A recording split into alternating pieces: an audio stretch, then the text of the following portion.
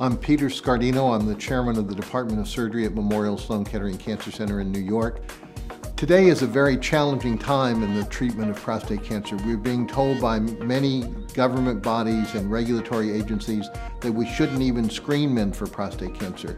Yet we've seen the mortality rate from prostate cancer fall steadily over the last 2 decades with PSA screening. In my opinion, the response to the challenge we're facing in accurate detection of prostate cancer is not to abandon PSA testing altogether, but to learn how to test smarter, how to screen patients with PSA smarter and more accurately, and I think the 4Kscore is a great tool for helping us do that. So the standard approach to a patient with an elevated PSA is to confirm that it's elevated by repeating it 4 to 6 weeks later.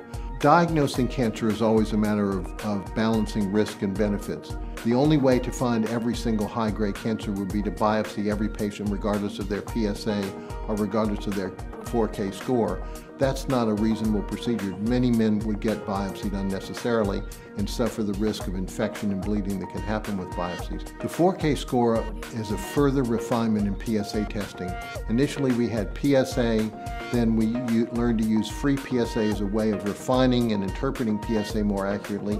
Now with the addition of intact PSA and HK2, we have a panel of 4 caliper markers which can be used to predict the likelihood that a patient has a high-grade cancer, a potentially lethal cancer. This means that we can avoid unnecessary biopsies in as many as half of the men who have an elevated PSA and still miss very few high-grade cancers. Well, I think the 4Kscore is a very helpful tool that allows us to make PSA more accurate by making it more specific. What that means is fewer false positives.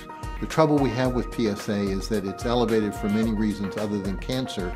The 4Kscore offers us a way to make it more precise so that it's abnormal in patients with cancer, particularly high-grade cancer, and much more specific than PSA. That is, fewer false positives, fewer unnecessary biopsies.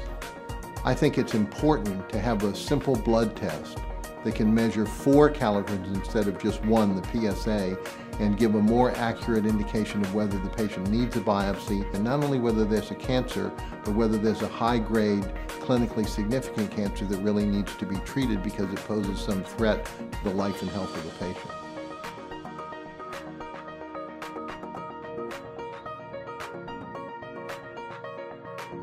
Audio Jungle.